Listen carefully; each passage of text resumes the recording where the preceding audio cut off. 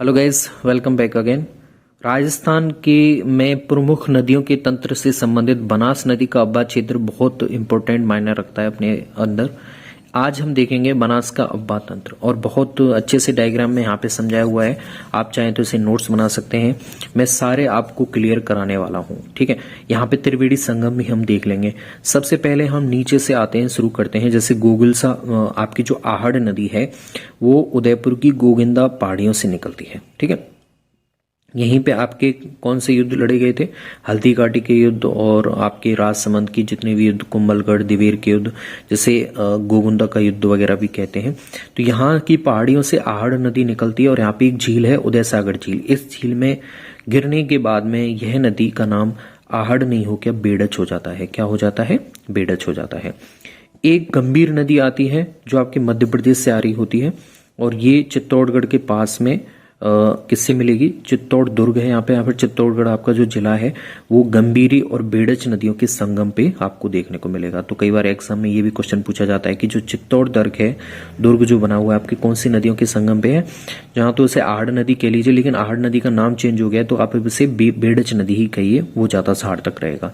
तो बेड़च नदी और गंभीर नदी आपस में मिलते हैं तो चित्तौड़ दुर्ग पे इनका संगम होता है, ठीक है। फिर ये आगे चलती है और आगे चल के आपको मैनाल नदी मिलेगी। ये मैनाल नदी आ रही है चित्तौड़गढ़ से आती है ये। और एक आपकी खमनोर की पहाड़ियों राजसमंद से आपकी बनास नदी निकलती है, ठीक है। पूर्णतः बहाव की दृष्टि से ये सर्वाधिक महत्वपूर्ण नदी है आपकी बनास, जिसका प्रवाह क्षेत्र राजस्थान में सर्वाधिक है। तो एक खमनौर की पहाड़ियों से निकलती है, एक मैनाल नदी आ गई और एक आपकी बेड़च और गंभीरी नदी आ गई है, ठीक है। तो इन नदियों पे भीलवाड़ा में बींगोंद नामक स्थान पे इनका त्रिवेणी संगम है। बनास ये नदी आ रही है खमनौर राजसमंद से, ये मैनाल नदी आ रही है और बेड़च नदी आपकी गोविंदा की पहाड़ियों से आ रही है। इस स्थान पे मिलके ये क्या बनाते हैं? त्रिवेणी संगम। बींगोंद के भीलवाड़ा वाले स्थान पे ये बींगोंद है, यहाँ पे आपका त्रिवेणी संगम हो गया है। फिर थोड़ा सा आगे चलते हैं, भीलवाड़ा पड़ता है। भीलवाड़ा में आपकी एक कोठारी नदी मिल रही है, ये अब आपकी बनास नदी ही चलेगी, ठीक है। ये बाकी की छोटी छोटी नदियां हैं ये इसमें मिल रही हैं, तो बनास की सहायक नदियां इन्हें बोल सकते हो आप। तो बनास नदी में फिर आगे पे भीलवाड़ा वाले स्थान पे कोठारी नदी मिलेगी जो दिवेर की पहाड़ियों से आ रही होती है राजसमंद में। और इसी कोठारी नदी पे आपके मेजा बांध बना हुआ है जिससे भीलवाड़ा जिले को जल आपूर्ति की जाती है, ठीक है। फिर थोड़ा सा आगे चलते हैं तो आपको त्रिवेणी संगम दिखाई देता है राजमहल टोंक वाले स्थान पे। यहाँ पे आप देखिए कौन कौन सी नदी आके मिल रही है। एक तो आपकी बनास नदी आई रही है, ठीक है। एक बनास नदी आई रही है आपके, और फिर आपके कोठारी नदी उसकी सहायक नदी है, इसलिए कोठारी को आप काउंट नहीं करेंगे अब, ठीक है। एक आ रही है आपकी डाई नदी आ रही है, वो कहां से आ रही है? किशनगढ़ की पहाड़ियों से डाई नदी आ रही है। और एक खारी नदी आ रही है जो बिजराल की पहाड़ियों से आ रही है, वो भी राजसमंद में ही पड़ता है। तो डाई नदी किशनगढ़ से, खारी नदी बिजरल की पहाड़ियों से आ रही है। और ये दोनों बनास में त्रिवेणी राजमहल वाले स्थान पे, देवली तहसील है वहां पे राजमहल एक स्थान है टोंक में, तो वहां पे इनका संगम होता है। और इसी संगम पे आपके क्या बना हुआ है? बीसलपुर बांध बना हुआ है जिससे आपके जयपुर शहर को जलापूर्ति होती है। और ये टोंक में ही पड़ता है बीसलपुर बांध। तो ये त्रिवेणी संगम राजमहल टोंक के पास में है। और इसमें कौन सी नदियां मिल रही हैं? एक तो डाई नदी, एक आपकी खारी नदी और एक आपकी बनास नदी, ठीक है। खारी नदी का भी आपको पता होना चाहिए कहां से निकलती है? बिजराल की पहाड़ियों से। और डाई नदी आपकी किशनगढ़ की पहाड़ियों से मिलती है, ठीक है।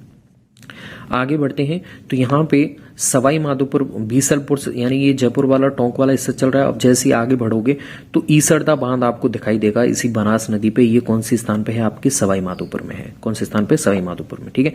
अब चंबल नदी आपके मध्य प्रदेश की जानापा पहाड़ियों से आ रही है और ये एक सीप नदी आती है, ठीक है। एक सीप, चंबल और आपकी कौन सी? बनास नदी, ये आपस में मिलती हैं। रामेश्वर घाट नामक स्थान है, रामेश्वर धाम भी बना हुआ है यहाँ पे सवाई माधोपुर में, और ये इस स्थान पे त्रिवेणी संगम बनाती हैं। तो आपके यहाँ पे हमने 3 त्रिवेणी संगम देखे हैं। एक तो चंबल नदी, सीप नदी और बनास नदी का किसके साथ में?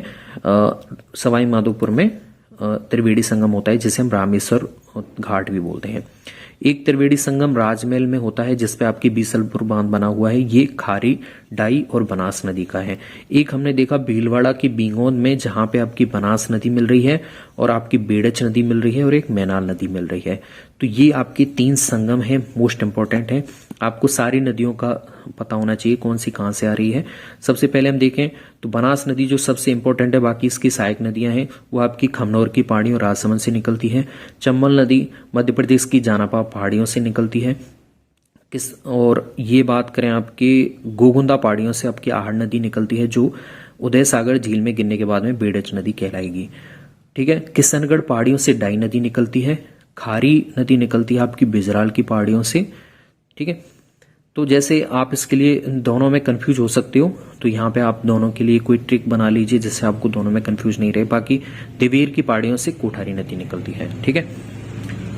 मेनाल ये आपके चित्तौड़गढ़ से ही निकलती है और वहीं पे भीलवाड़ा में ही मिल जाती है त्रिवेणी संगम में। ये गंभीरी नदी है जो आपकी कहां से आती है, ये आपके एमपी से आती है। तो इन सभी का संगम है त्रिवेणी संगम, आपको पता होना चाहिए। आप आई होप मैंने इस डायग्राम से आपको बताने की ट्राई की है, आपको समझ में आ गया होगा। अगर अभी भी कंफ्यूजन है तो आप एक बार वापस से देखेंगे वीडियो को और नोट्स के साथ में, तो वापस से आपको समझ में आ जाएगा। थैंक्स, मिलता हूं नई वीडियो में नई किसी और ट्रिक्स के साथ।